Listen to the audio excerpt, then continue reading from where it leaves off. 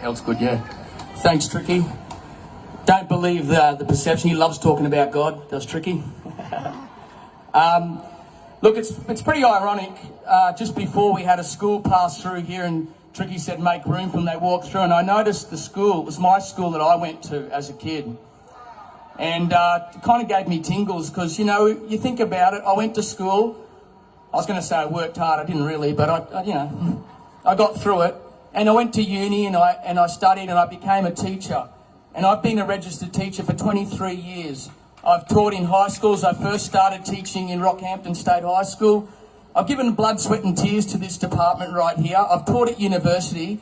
And then here it is walking through this gathering here is my old school. And here I am in a protest crowd, standing up for myself and everyone else like me, teachers, not just teachers. We're talking about education workers. We're talking about IT staff, teacher aides, admin, cleaners. We're all being mistreated and shamed into submission together.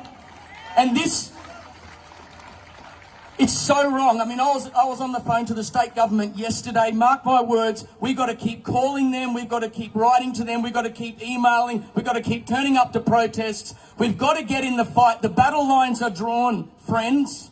Now is the day. There is no time to sit on the fence anymore. You decide what side, I'm a history teacher, decide what side of history you're going to be on today. For those of you who have made such a big sacrifice, I know who you are, some of you I don't. There's fresh resolve today. Look around. This is a good midweek crowd we have here, standing up for our rights and freedoms. For those of you who have been on the fence, think about what side of history you're going to land on.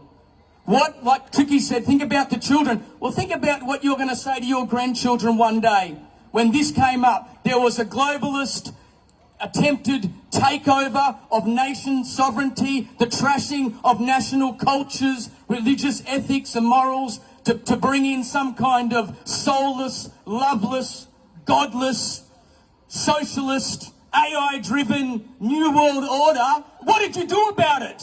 Did you sit on the fence? Did you run and hide? Did you play it safe? Did you try and keep your position in a crumbling Babylonian world system? Or did you stand up and fight? Did you give it a go? Did you give it a go?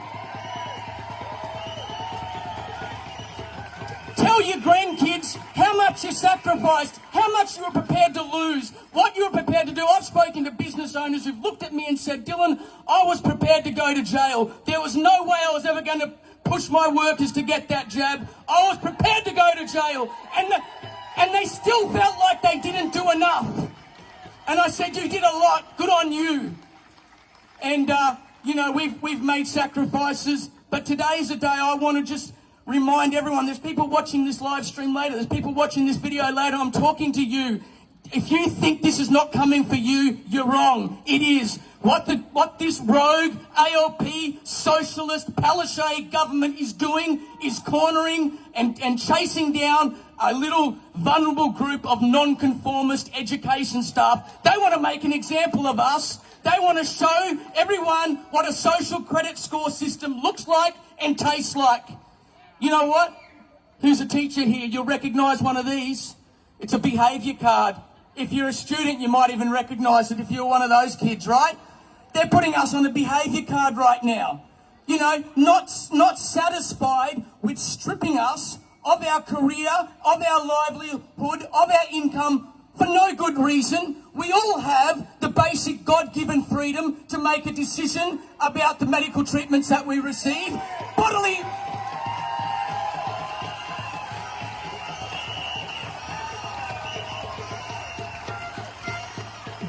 autonomy is our birthright. You can't have it, you can't take it, you can't plunder it, you can't coerce us, you can't incentivise us.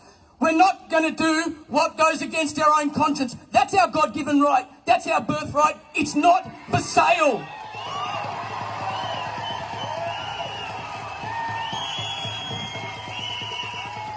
And because teachers, IT professionals, IT staff, cleaners, teacher aides, I say all them because I'm still in contact with them today. I had a phone call just this week I had a phone call from an IT staff member who said to me, I'm hurting, man, I'm hurting. He stood, and now he got this second round of bullying from this government, and he's hurting. He's feeling alone. It's tough out there. And it's like they've added insult to injury. They're rubbing salt in the wounds. We've done nothing wrong. We stood up for our God-given freedoms. We stood up for our bodily autonomy. It's our right to do it.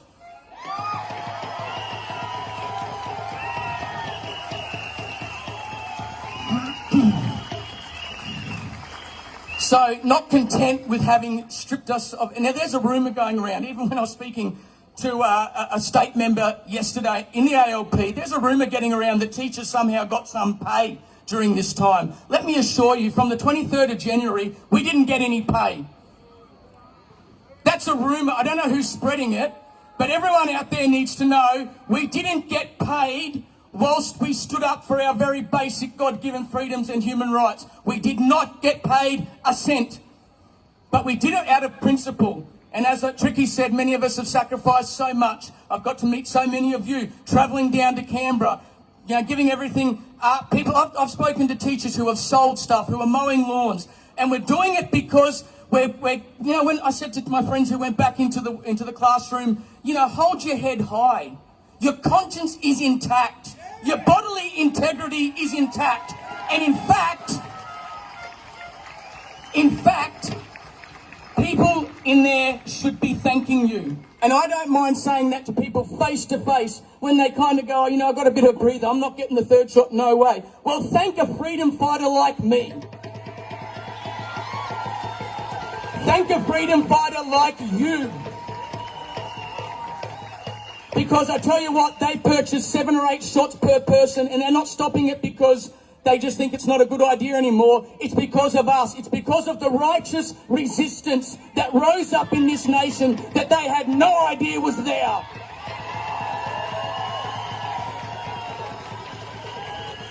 So there's a reason why there's some semblance of choice back now. And it's not because they had a change of heart. They're hell-bent on enslaving everybody, taking away people's right to bodily autonomy, overriding their conscience. You see people, they're broken. I ran into another teacher the other day in the car park at my local shop, and she was crying. And she's got the text messages from the school, from the principal. I said, you keep them, because it amounts to bullying and coercion. They're all there. She finally got it. She felt like she couldn't come to Canberra because she had it. I said, you could have come down. You could have come to Canberra. It's not about whether you've had the shots or not. It's whether or not you wanted to stand for choice. It's whether or not you wanted to stand for freedom.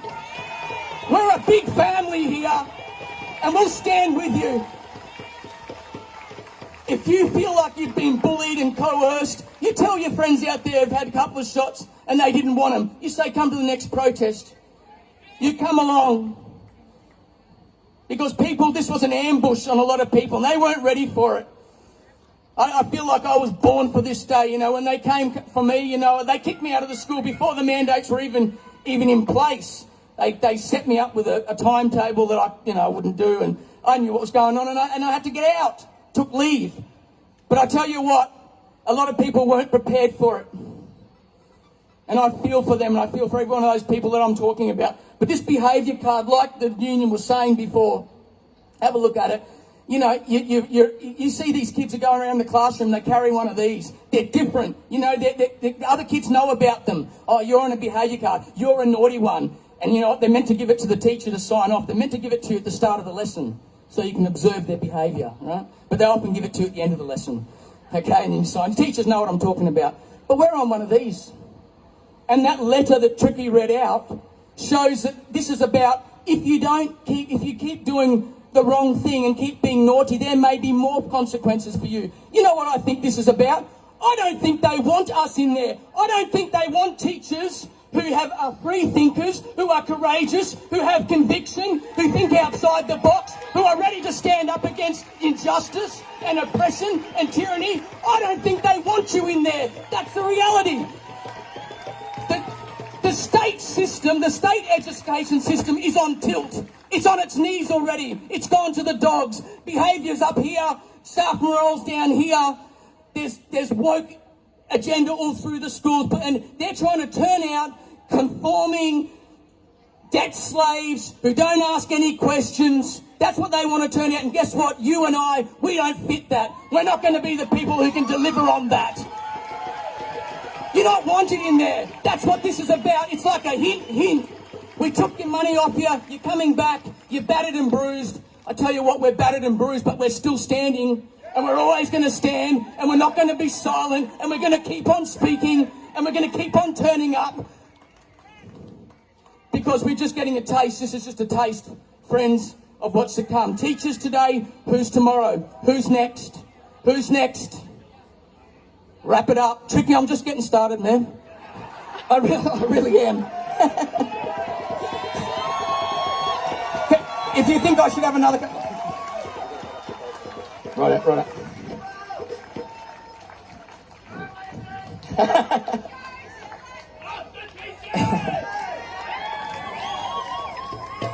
All right, I'm going to wrap up. What's that? Give me 5 minutes.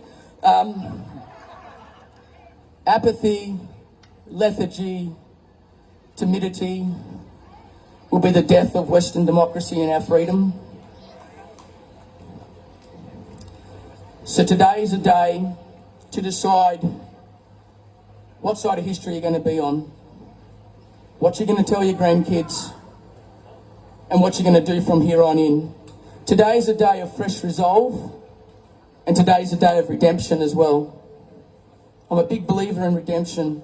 You know, our government here have doubled down on tyranny and oppression and injustice and segregation, when they should be, in fact, repenting, apologising, making restitution, providing compensation, calling for an investigation, cooperating with an investigation, looking for justice. Instead, they're doubling down. They know they're wrong. They know this thing never stopped infection and transmission. There was never any good health reason to kick us out of the classrooms. They knew that. Omicron was on the move before the mandates took place. Nick Coatsworth, the doctor, was on TV saying we should let it run. South Africa showed that the vaccines weren't stopping it. They know they're wrong. They got it wrong. Instead of repenting and changing course, they're doubling down now. And they're doubling down on judgment. You double down on tyranny, you double down on judgment. It's coming.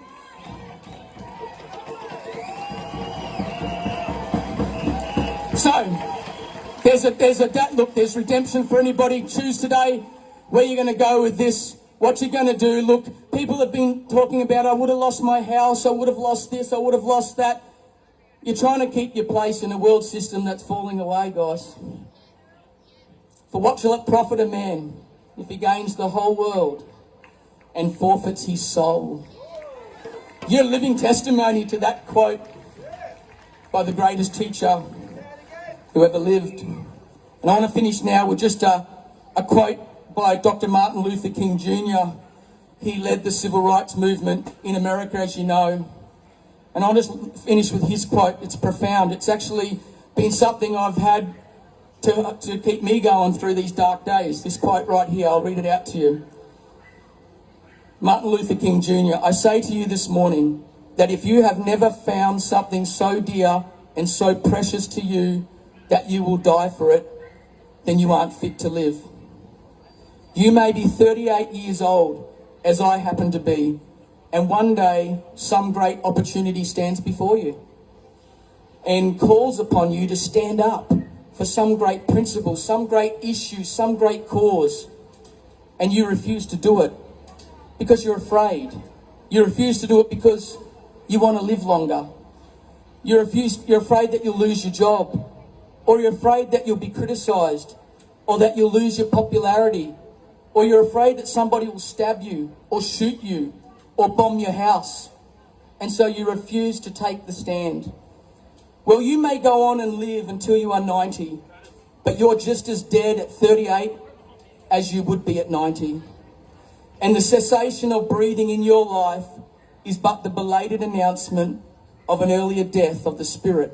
You died when you refused to stand up for right. You died when you refused to stand up for truth. You died when you refused to stand up for justice. Let's live today. Let's choose life. God bless you guys. I love you all. Keep the faith. We win. Keep the faith. Keep the faith. We win.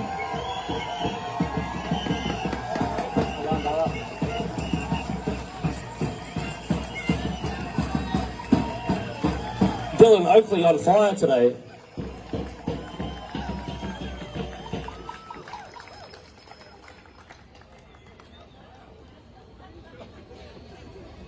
We're going to get some Kiwis up to pump us up even more before the march. Before we leave, guys, at the merch tent, there's some flyers to advertise the next Worldwide Rally on September 17th. So if you want to grab some flyers...